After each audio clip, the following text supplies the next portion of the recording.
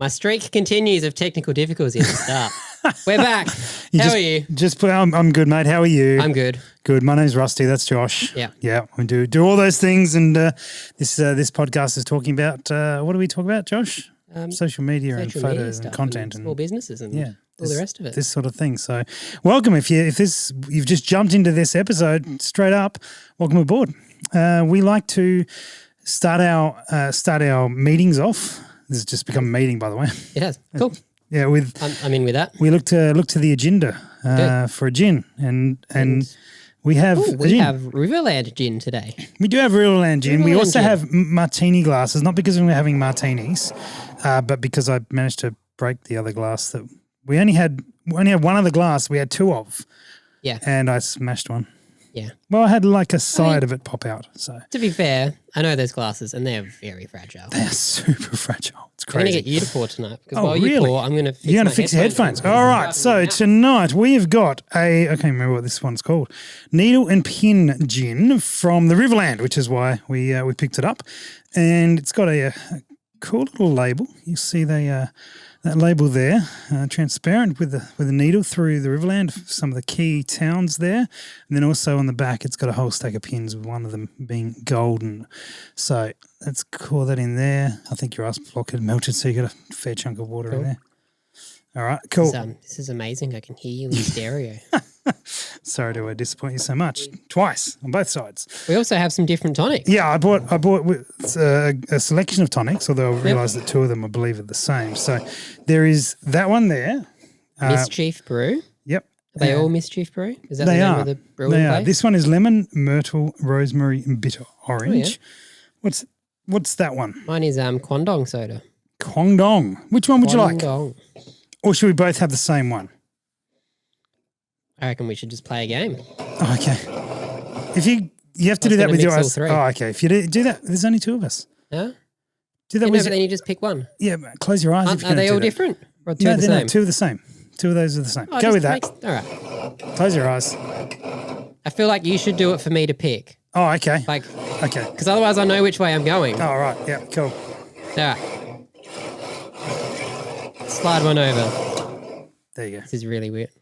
Don't look. You looked. I was always grabbing the one on the right anyway. That went sideways. Anyway, I I'm didn't know happy where with they this were. one. I didn't want to knock a glass. I'm very happy with this one. Lemon, myrtle, rosemary, bitter, orange. There we go. All right, cool. Keep it fun. Keep it light. I just lifted keep that up to the enjoyable. microphone to try and make a good sound, and then it made no sounds. These are silent tonic waters. Oh, I've overfilled and now I'm scared. Why is my good. ice not floating? Oh, there it is. It was stuck at the It's like bottom. ice that doesn't float. That's a bit of a problem. How was your overfilled gin? Plentiful. Plentiful. That lemon myrtle tastes great. You wouldn't have liked that one, actually. You don't really like that flavour. Yeah, We had a gin that flavour. I'm happy with my. You like your Kwangdong. Kwangdong? I like my dong. Good. I'm glad you do. Speaking of dongs, we went out and filmed for our first actual client. Now, I should explain, because I believe what we've referred to having other clients on the podcast and going and filming and stuff like that.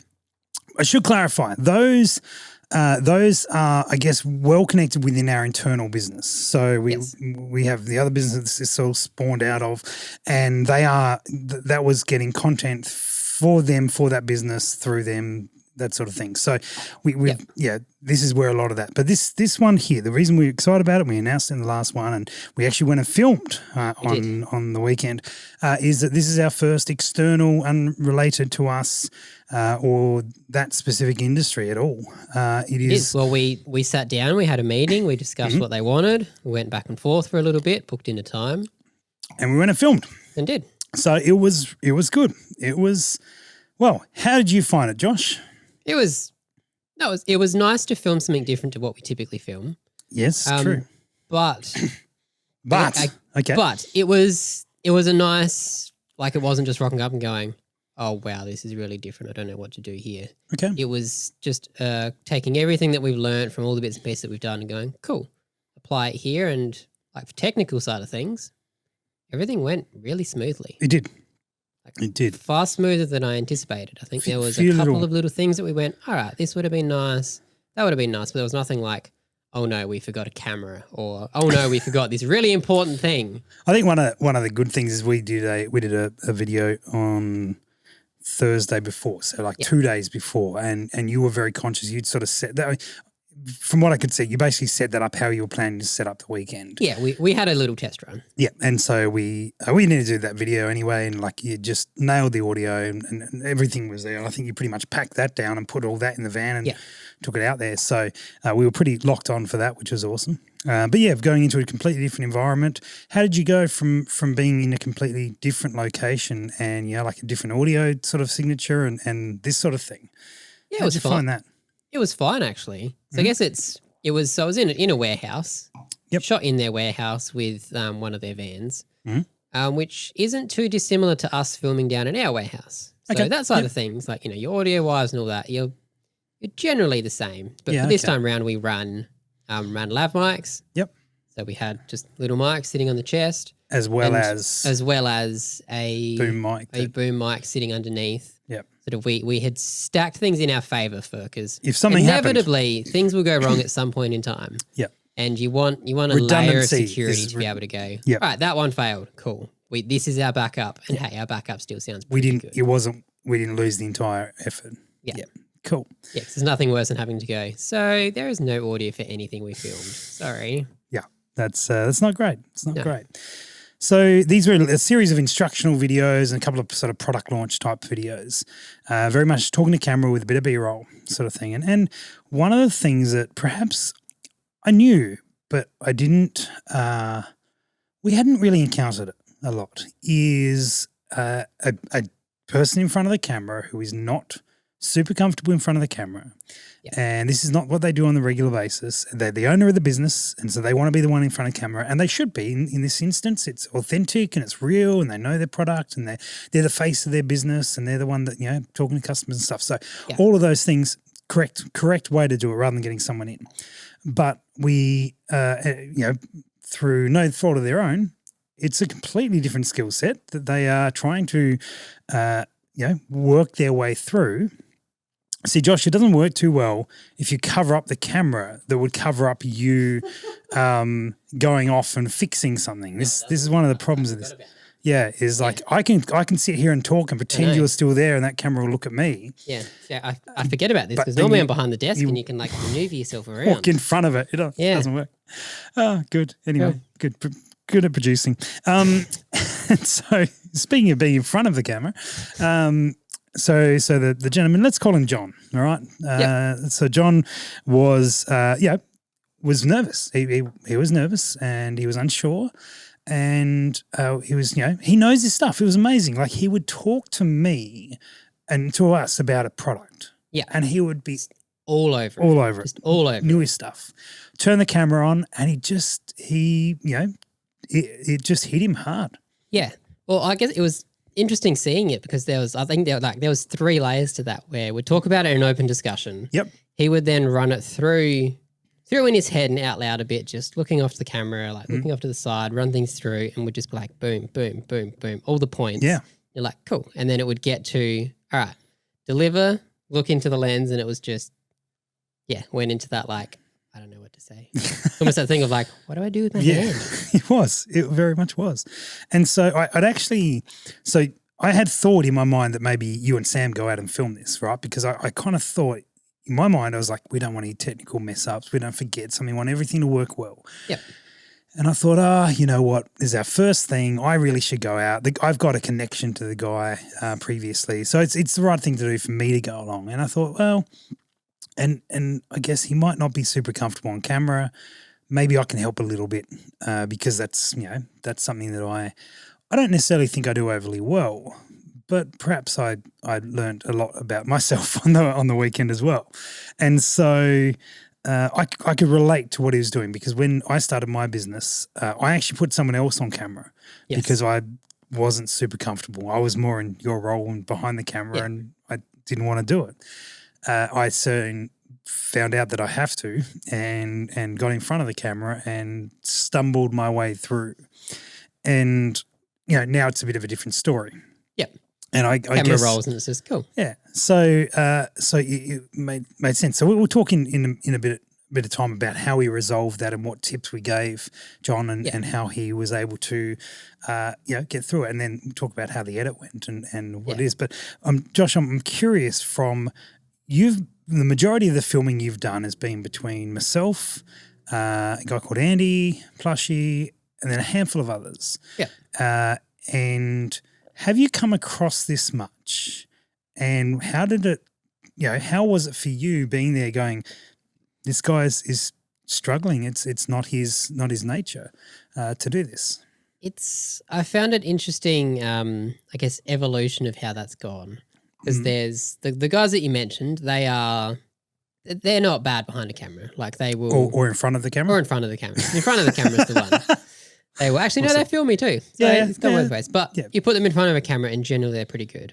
Yeah. But there's some other guys that when I first started chatting with them, you get them. I found it's especially when if you have like a couple cameras actually set up, you've got a bit more of a set and you get in front of someone, you're like, all right, tell me this. And it's just, there's so many cameras in my face. Like, what am I doing?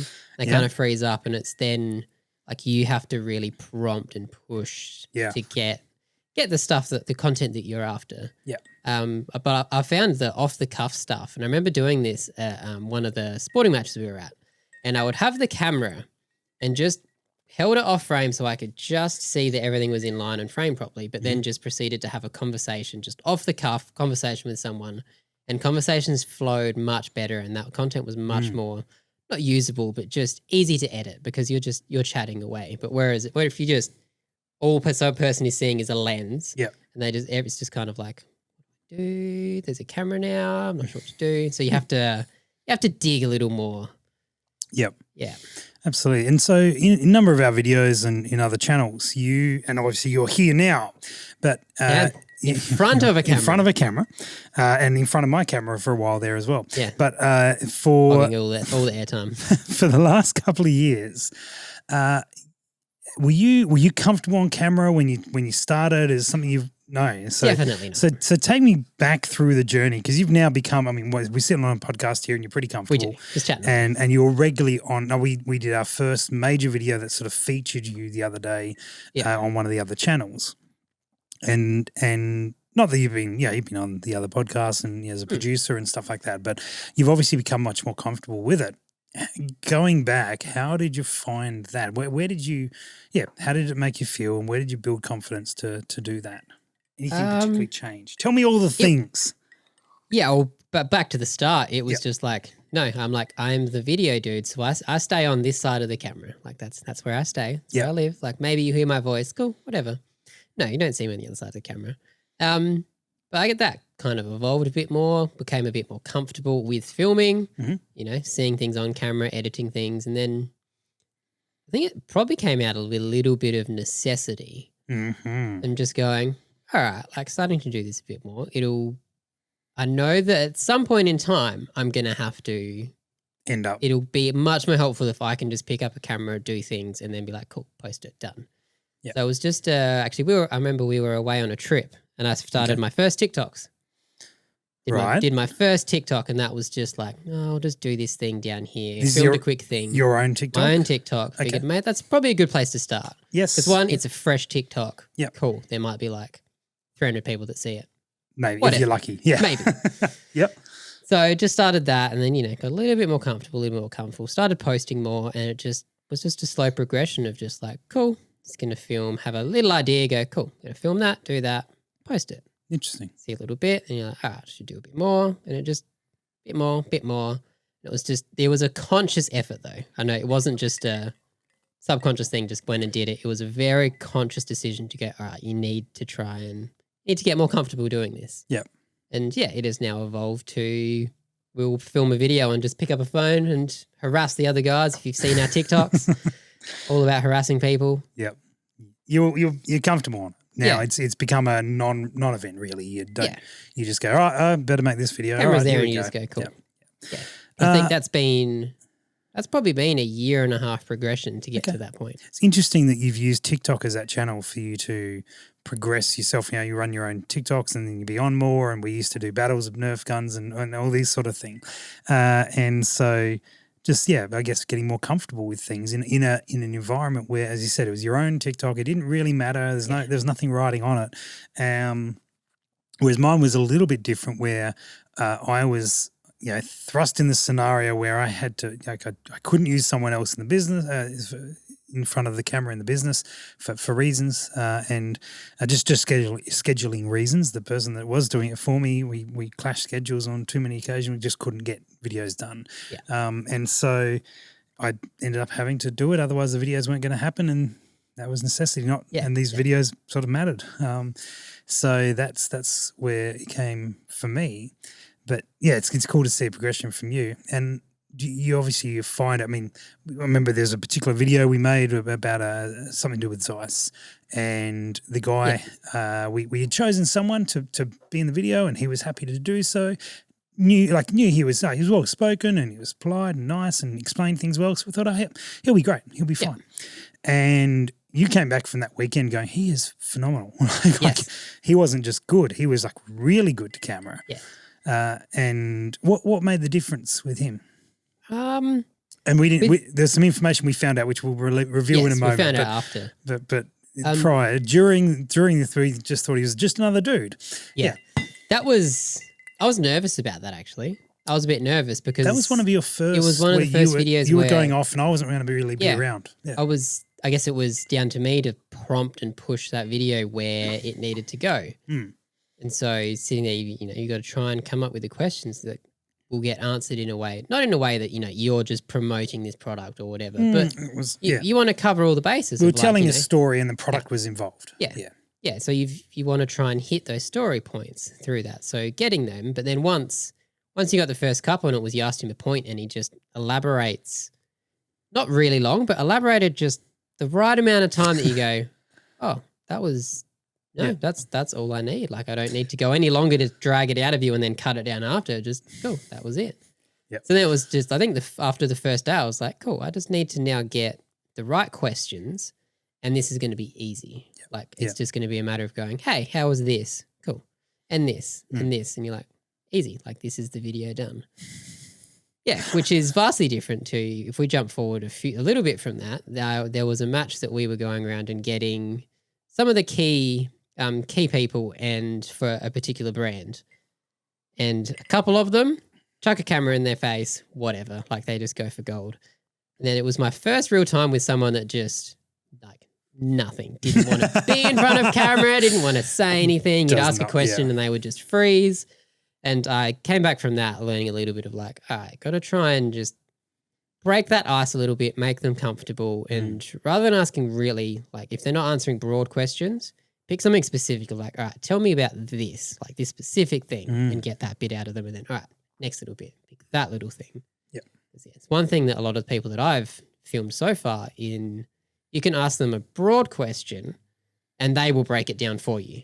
Yes. You're not trying to pick each little piece. You just go, hey, tell me this big thing. And they just go, cool, this. You're like, awesome, cool, done. Have a good one.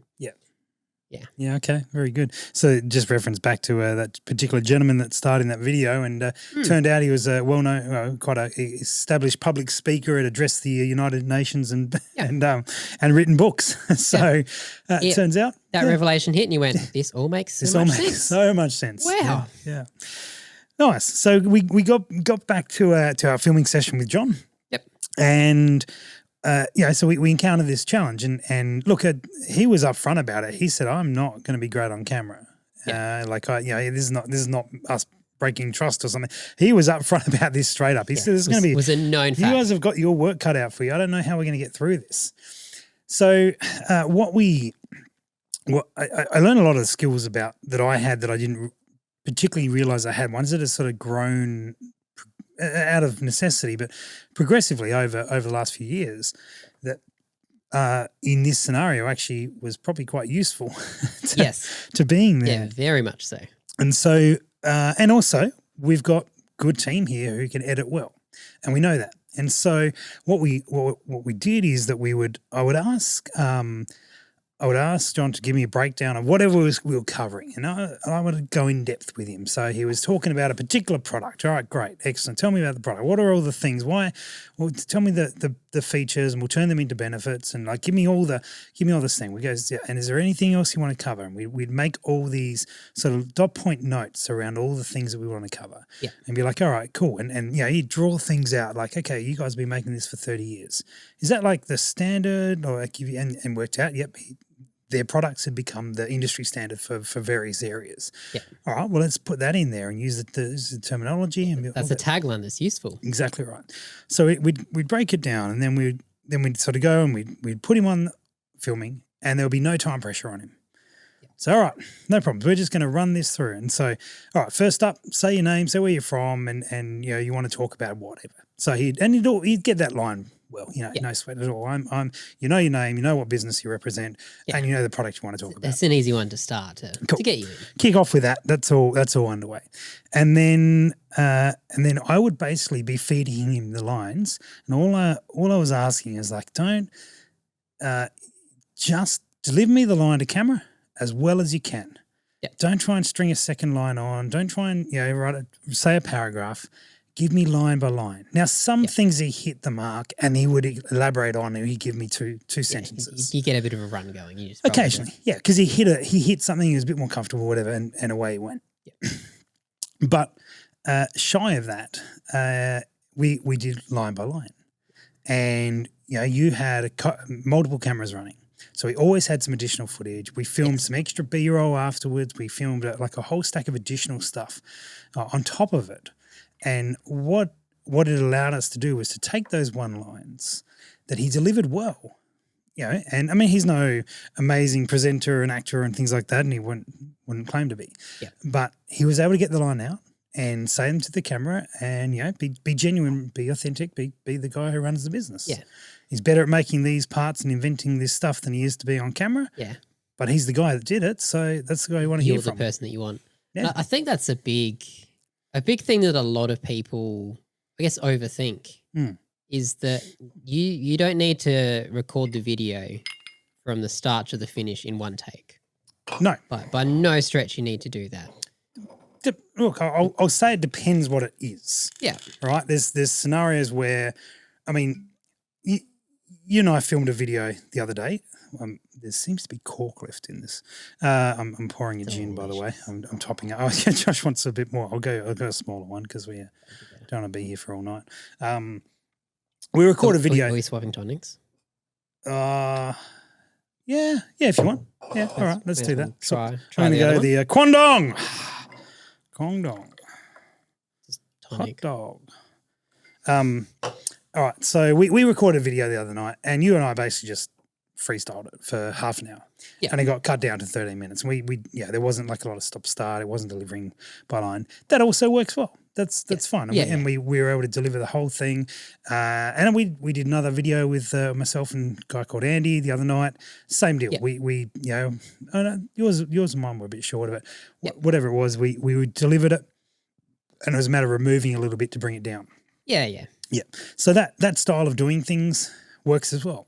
Yeah, it does. But in this instance, being able to get through one line, and I remember there was one particular line. It was the hero line of the video. It was a line that we'd come up with, like we're trying to work out how to do it, and I'd written a line that I'd said, and we all like in the room went, yes, that's the one, that's it. That's just, we hit all parts, and then we forgot what it was, and we went back. Had to jump into footage. We're like, oh wait, what did we say again? What was it? And played it back and got it. So that was good. But John must have attempted that one 30 times. Yeah, there was quite a few times. Yeah. Yeah. Which I think that video actually got edited, and when you watch that video, the one that he got right after 30 times, it doesn't seem out of the ordinary at all. No, like it was. We could tell you that there was a line that took 30 takes. You could watch it and you'd go, maybe this one, maybe that one, and you probably wouldn't get it right. Yeah, it's he did well, and so there's a combination here of, if you deliver the lines, you can use jump cuts, right? Now, not everyone loves jump cuts, but you can use jump cuts. You can cover jump cuts with a few things. You can soften them by changing the shot a little bit. You can put some B-roll over the transition. Yep. You can, if the there's a number of different ways to do that. So I guess it's why a lot of interview type scenarios, you will run an A camera and then you'll run a B camera. So you'll be able to switch to that angle, which is your jump cut, but you're hiding it by changing the shot. Yeah, I mean, it's much more natural. We're not revolutionising anything here. This is all standard stuff. But a lot of people, particularly if you're starting out in business and you think, oh, like you watch these people and they deliver this amazing 2-minute piece on their latest product, and you're like, I can't do that. Well, chances are they didn't either. Yes. That's the thing is the magic of editing. Yeah, and so if you can get those lines out, like individual lines, and then you film the product and you've got reasons, acceptable things to go and see. Yeah. You can bring that audio in over and then go back to your talking and do those sort of things over the changes. And then there's a few like where you can just change the shot a little bit or punch in a little bit. So you could deliver a line such as this gin here. This gin was from an old family recipe from 1923. That's the line you need to deliver. And then the next line comes in that here we can I find something about this gin?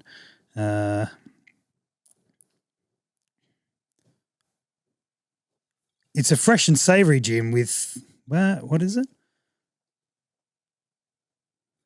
It's a fresh and savoury gin with a pop of citrus. And so by grabbing those two shots on the second line, you could punch in a little bit, go a little bit narrow in, and it will look like you've delivered those back to back. I'm sure that will be done now. I'm sure Sam will be able to set that up. This gin was from an old family recipe from 1923. It's a fresh and savoury gin with a pop of citrus. So you can see what that would look like, and that's nothing mind-changing or anything on those lines, but covers those jump cuts well. And so you guys can comfortably sort of see, like if you are nervous on camera, which is totally understandable and a bit unsure about it, there is ways to be able to get through that and still make a video that looks excellent. Yeah. And I think most people that you see on your screens, everyone had to start somewhere. Yeah. Like everyone has started somewhere with just and there's this weird small element of freaks that just they're always good at it. Oh, yeah. They're somewhere and they just get behind a camera and you're like, I hate you. You did that so easy. They do. But more often than not, the people that you do see that are very well presented, there has been time and effort into being able to present like that. Yeah. It's a skill. And it's a skill that you can hone and you can refine. So we looked, but one thing that I will say about that, we didn't allocate enough time. Yeah. For that, it took longer than we thought. It's a lesson learnt from our side of things, and we need to put more focus on actually dealing with that. Now we started getting through this stuff pretty quickly later in the filming session because we came up with a few plans on the fly to be able to make this work. Yeah. And I think had we applied those straight away, we would have probably got everything done that we were planning to. Yeah. So I was going to ask you, because I was obviously covered more of the technical side of stuff. Yeah. But you covered more of the producer role. Yeah. How was that for you? Director, producer, maybe all of the above? Yeah, I guess so. Writer? Just chuck it all in there. Do you know, it was not what I expected to do, but now that we've done it, I don't know why I didn't expect for it to be a factor. Yep. If that makes sense. Yeah, just in terms of taking things and sort of summarising, coming up with a little list and things to say. We had met the day before and I had said, look, what I'm going to do is I'm going to be there. I'm going to take notes as we go along. So, and I said I was going to take these notes so I knew what we needed to film. Yep. Right? Which I did do. And so I was there and as John was talking and covering the things, I'm like, we need to get that captured. We need to get this shot. We need to do that. We need to do this. So I could give you a shot list. Yes. Based on... Which did come in handy. Yeah. And so there's a bunch of things that we will do different in future and to make that a smoother process both for us but also for the client. But I actually thoroughly enjoyed it, to be honest. I really I like cameras and I make videos, all that sort of gear. But you guys, yourself and Sam and the other team here are much better at those technical details than I am. Yep. And you've also been head deep in it and you really know that stuff very well. Yeah, this is why you're behind the camera, because I don't smash my glass into my microphone too often. And so Whereas I more often than not now are in front of the camera, and this is second nature to me. It doesn't really bother me if we're filming, or I just assume we always are in this place, knowing what it's like. And so I'm comfortable with this, but I guess I've realised that I've progressed to a point where I can actually help other people be comfortable with this. Yeah, and I can put them at ease. Was there some things that in the way that he was behind the camera that you were able to sort of in front? You're not very good at this in front or behind. I'm not, because I'm just so used to being behind it. Yeah. Did it throw you back a little bit to the stuff that when you first started going, 100%. Right, this would have been good to know. Like, I wish I knew this and this and this, and being able to pass it on and being like this, deliver it like this. So I've only had one filming session, maybe two, where I've had someone coaching me. Yep. And so we got a mutual friend who has done a little bit of stuff with our other business that is an actor. Yep. That's what he does. And he's been there for a couple of filming sessions, and I've never had this. I've had, previously it was me filming me. Yep. Then you came along and filmed me, and you would, can you stand here, or can we try this shot again, or whatever it might be, right? But there was not a lot of feedback on the performance per se, right? Whereas the times that Taylor's been there, he's actually like, can you deliver this line more this way, or can you do that? And even though it was only 2 sessions, I took a lot from that, like a lot from thinking about how I've delivered that and how I could do it better and those sort of things. Now I'm not interested in being an actor. I'm never going to go down the path of acting. But what I understand is that acting and presenting are 2 very different things. Yes. Now, often people are skilled at both. Actors are often good presenters. We found with Taylor that while he's a very good actor, I actually gave him tips on presenting. Yes, I do remember that. Yeah, because he was used to having a script and being able to, run that script. Whereas if he had to, if he was outside of that realm, it wasn't, he found some challenges that I was like, oh my gosh, I can actually help here. Yeah. But vice versa, he also was able to give me some performance suggestions of how I do things. Now, I'm not also saying that I embodied them completely all the time, but it was good feedback to get. So I've had that, and so I appreciated being able to give that for someone else as well. Yeah, cool. I don't know if I answered your question, but we talked for a while. It's fun. We covered time. Now, speaking of talking for a while, we've probably been talking for a while, and we made some commitments last episode. We did. My commitment was to not do anything commitment-wise and to focus on an event that we've got coming up, which... How did your commitment go? Did you do it? Yeah, I've really focused on the event coming up, and we leave tomorrow for it, although by the time this podcast goes out, we'll be part way through the event. Or would we have been done it? I don't know. We would have been done. We'd have been done and dusted. Done and dusted, wrapped up. Great. So, but we're there. We're a couple of days out from this event, and it has been head down and focused on this thing. Yeah. So this is the most I've not done something for it this week. You made a commitment.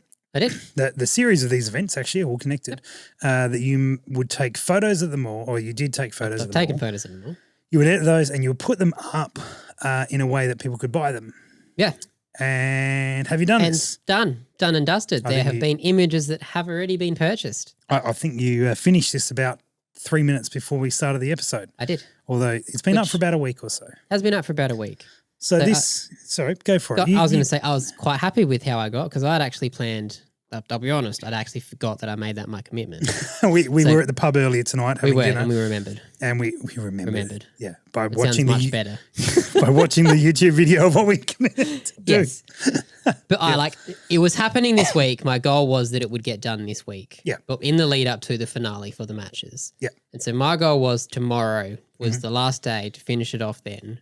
Yep. And it just so happened tonight, I was like, all right, we've got a little bit of time before we're starting the podcast. I'm going to smash it out now. Smashed it out. Got it up. You did well. So take us through this, because this might be something that people find very interesting, in that you now have galleries online of photos from events that people can buy. Yeah. Although I made you give them away for free. Yeah, no. Yep. This guy. The lowest of reses. Yeah, but that's little bit, not political, but just a little bit of sort of honouring some thoughts that were made, and because there's been a little bit of an afterthought to sort of the plans, and so I looked at who paid for the travel and this and there, and so there's elements there where people getting their own images for free is appropriate. Yeah. But if people wanted to get larger quality images to use for commercial use or Yeah. for printing or for something on those lines, they can pay for them, and they can also actually order prints from the Yeah, website, straight both from the prints website. and banners and wall art and all this sort of gear. So tell us a little bit about the setup of that and how you tracked one down. Yeah, I think it probably took me a solid month, on and off, but a solid month in between everything. So not a solid month, not a just solid a month, month. but a month. Unsolid month. Unsolid month. A small month. But yeah, it took me a little bit of time. Just, when I first looked at it, I was like, I have no idea where to start. So you fair just enough. start with like Google. Yep. Where do I sell my photos? And you can, go down the rabbit hole. There's lots of websites that I actually can't remember now, but just went through the path, got down to sort of a top 4 of like, all right, like I think these 4 will be solid options. And then sign up for one, do the free trial, have a bit of a play. Was like, all right, yeah, this is okay. I'm not like super stoked by it, but I'll give it a crack. Next one, vice versa. Went through the lot of them. And then I actually left it and just got busy with other things. Yes. And I guess I was a little bit just still trying to wrap my head around it. So many options. And purposely there's an element of like, you get these free trials and it's like, we do all these 400 things. And you're like, that's rad. Sounds amazing. I'm excited. You're like, what do I actually need it to do? I don't even know because this is the first time I've done it. Yeah. So I came back to it after a little bit because it was like, all right, no, like we need to get these up. Like it'll be beneficial for a lot of people and ourselves. So jumped into one and went, all right, I'm going to commit to this one. This is the best that I thought from the selection that I had. Committed to it and went, all right, I'm going to start another free trial because I want to pay for it again. Started another free trial with a different email, as you do. And actually delved into it though, and mock created I don't know how many different websites that or different templates that I didn't like. Then I got to a point where I just went, it doesn't need to be super fancy. Like the photos will speak for themselves because you put the photos up there, and it just needs to have a spot where you can go to view all the matches, a spot on the home screen where it displays like, hey, here is a couple of matches, like little teaser. And contact us, like if you need any other things, like let us know. Yep. I just went, I'm going to stop trying to branch all this out into making all these crazy things and go simple. Somewhere let's go sell simple. photos. Yeah. Yep. And did that. So the website that I used was Zenfolio, which is, I think it's largely aimed at sort of portfolio stuff, and they've merged it into being able to sell you photos. Okay. Yep. So, started that. Went through, added a couple matches that were done, and it's really easy actually. It is, yeah. Just spending a couple days, not even a couple days actually, a couple of hours in an afternoon and just focused in. When actually this is super simple. There's lots of options. It does everything you need. Jump on there and buy a picture, go up on the wall. Yeah. Or one to frame or whatever. Yeah. And with a frame. Yeah. It's directly through all their stuff. So I purchased a print that should be here soonish just to, test it all out, but got the email and it's like, your thing has been shipped. You go, cool. Yeah. Like, I know this is me buying it from me, but it's cool. It's shipped. I didn't have to do anything. It just rocks up. Yeah. Yeah. Yeah. Okay. Really easy. Very good. And I think one of the key requirements that we'd set was that we wanted a setup that we could have multiple albums that weren't necessarily, they were independent of each other. Yes. And so one of the sponsors of this particular event, we were able to put all their photos into one, make it completely free for them to get any of those things, then sent them the link and they could grab that. No one else is particularly going to access it. They can grab all of that and do it. And that sits independent of the other ones. You can't see it from the website. No one else can jump on it unless someone gives you that link. And so we pick up a client that there's a completely different area, and we can also we have a particular we made some gags on another podcast that we do, and we made a domain, and we can link that domain directly to a particular album, so you can go there and buy that particular photo. Yep, so it just takes you to – so what you can do in it is you can separate your galleries from your website. Yes. So you can do it so that you just end up in this gallery. It doesn't take you back to the website, doesn't do anything else. You're here. They are This is where you are here. Yeah, and so like if you imagine the wedding photographer, for example, which I'm sure this would be a very useful one for, they can send, Billy and Jane to this particular domain, and then another couple to this one, another one to this one, and they're all independent of each other. But the back end, you can see all of the galleries and Billy and Jane can't go look at Tim and Sarah's photos. Yeah, that's right. So this is it's been. Oh, that was a very loud ice crunch. Very loud. This is it's been a very useful one, and we hadn't. Well, I don't know your expectations. I had no expectations of selling anything on this. We just thought it'd be cool to put it out there. This is much more of a trial for next year. Yes. Because next year this will actually all form part of an agreement, and if it all goes well, and so this will go out as an option the year running with multiple different sort of facets to it. Yeah. So this was really a trial for that, and I didn't expect to sort of sell much. We sold a couple $100 worth of gear. Nothing impressive, but it's been a couple weeks. Yeah. Haven't really pushed it. No, this is true. It hasn't been any real. We made big one YouTube posts. video, which we stuffed up launching. We did. And that was about the only place it's gone. I put out. Are you ringing? I am ringing. Oh, okay. I'll call that back later. I put out some stories last night. So last night was the first time I've posted anything to like social media other than YouTube. Yeah. Just of hey, like this particular match is up and available. Like if you want to go and have a look, jump on it. Excellent. Very good. So that was your commitments. Now we got commitments for the next period of time. We do, and it all revolves around the match. Yours does, mine doesn't. Mine does. All around the match. Righto. Tell me This what's match going is on. different because I'm not going to be alone doing media things. Here we go. Going to have Sam, who will be editing this podcast.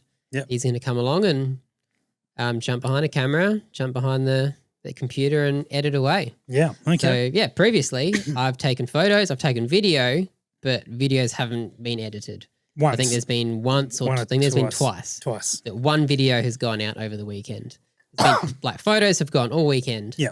But no videos. But only a handful of, we should say. So you each time you post up, there's 5 or 6 or 10 or something. Generally about 10 photos. Okay. About 30 photos a day. Yeah. Cool. Yeah. So this time you got some extra help. This event is 2.5 days long. Yep. So Friday afternoon, Saturday and Sunday. Yep. What is the goal this time round? My goal revolves around threes. Threes. Committing to that. Right. So 3 photo posts a day. So in the morning. Yep. The middle of the day and then the night. And when you say photo post, that's not one photo. So that's not one photo. Yeah. That's generally there are 10. So 10 photos in each so thing. 30, which is another 30 3. photos. There we go, Another per day. For 3 days. Yeah. 2.5 because there'll be because there's a practice day. Yep. So start of practice, middle of practice, and then end of that day. Okay. So 30 posts a day. Yep. We want to put out 3 videos a day. So three polished videos, whether they're of particular stages from it or just a nice promo video, but 3 of them a day. Yep. I want to do 30 stories. Gotcha. Because stories are quick, easy things. Grab a camera, film things, take a photo. Yep. Can mash that up with a bit of more produced content that you just grab a cool snippet from and post up. Yep. And then I want to do 3 reels as well. Okay, I was gonna ask you about that because at least 3 reels a day. 3 reels a day. Cool. Yep. Can I? Are you going to ruin my 3s? I'm going to ruin your 3s. Can I give you another 3 to do? Another 3. Another 3's fine. Another 3s. No, I want to. It feels like it should be more. But more content or posts? Yes. Or like more reels? Yeah. What I'm thinking is what you're missing in that the option, which is such an easy get. This is an easy get. Is replies to comments in video replies. Yeah. So in TikTok, particularly, or Instagram, there are a lot of comments already sitting there. Yes. From that are related to these events, where you could, and we've talked about this previously about how easy it is to build content by replying to comments. Yep. Now, this is usually when someone's asked a question. Every now and then, you might reply to a straight out comment. Sometimes you reply to a troll in a way that builds fun you. manner. Yeah, and so I think you should put in there that your reels are edited reels. Yes. Made reels, which I think was your plan. But I also think you should build in a factor of how many questions you can get back to over the course of the weekend, because a lot of these comments come from people who are asking questions about videos from these guys that we don't hang out with all the time. We see every month or 2, and so you get a lot of these questions answered. So whether or not you film 30 over the weekend, there's a 3. Yeah, let's go 30. Yeah, because I'm probably going to get more, to be honest. Yeah, this has been like a side little thing that I've had on my mind as well. 10 a day is quite feasible, but that doesn't equal 3. But 30 does. No. 30 a day. Yeah. We'll go with that. 30 a day. 30 a day. All right. Okay. Yeah. That's more than I was going for. Because they are quick and easy questions. Easy. You are easy. And you, well, I just said you were easy. That's not what I meant. You are right. They are easy is what I was Depends how attempting. many gins are involved. Yeah, well, it's going on. We forgot to use our dehydrated fruit. All right, great. So that is 30 stories, at least 30 replies to comments. Yeah. 30 photos a day. Yeah. 3 videos, 3 reels. 3 reels. All right. There's lots of stuff going in there. All right. Let's see There how is. you go. That would be excellent. And then What I love most about this is Sam's going to edit this podcast, listen to this bit and go, we're doing what now? We're getting how much? You're welcome, Sam. You are welcome. yeah. So that's the plan. My So commitment. I was about to ask, what is your commitment? My commitment. So I have ignored my TikTok, my personal TikTok for a long time. I do videos on it every like 3 or 4 weeks. You probably do lives more than you do I do videos on lives. yours. I do lives a reasonable amount, all right, but I haven't done videos, and the numbers show it. And I mean, yeah, we do so many other things, and I stand in front of camera so often that I don't necessarily feel the urge to grab my phone and be like, oh, I'll make a TikTok because yeah, that's right. You see other cameras and go, ugh. Yeah, more. So it'd be good for me to get back into the practice. One, because we've got a trip coming up overseas that we want to smash out a huge amount of TikToks as we go along. So be back in the habit to be building the channel. If we can try and build that channel between now and then, these are good things to have. So I'm going to go with 2 a day until we do the next podcast. 2 a day. 2 a day. Yep. So now I'm going to need some prompting here over the course of the weekend because I know that you're very busy, but you're busy making content. You know that I generally stay pretty busy, particularly for the events that we are involved heavily with running. Yeah. And they're pretty stressful and full on and big days and all that sort of gear. So when you're filming TikTok and I walk past, can you be like, hey, can you film it? Have you filmed your TikToks yet? Yeah. And I'll be like, oh, no, not yet. So I will do that. Can I start off with one now? Why not? For your... No, for yours. For mine? I can film it and do it. Okay. Yep. So you've made a commitment. I have made a commitment. What is your commitment? I'm going to make 2 TikToks a day. Back to that. And today's TikTok is all about gin. So we've been drinking what is this called again? Riverland Dry Gin. It's a needle in a haystack. That's it. Get it checked out. Local SA. Great. TikTok. There you go. There we go. Helped you out with one of them. I've made one TikTok You got one more to today. go. Oh, really? I was going to kick in today? All right. Okay. Very good. Yeah. Very good. It's a commitment now. Solid. I like the way you work. All right, that's what we're doing, guys. Thank you very much for watching. Hopefully you got something from that. And if you're not part of it yet, come and join us in our Friday afternoon chat, which we're going to put on ice this week. But normally every second Friday we will be catching up and having a chat about social media. So come and join that. Details on the socials. Yep. Other than that, we will see you in the next episode. We will. Cheers, mate. Cheers. With empty glasses. This is very good. I'm scared to do that. Didn't want to break it. Yeah. Yeah.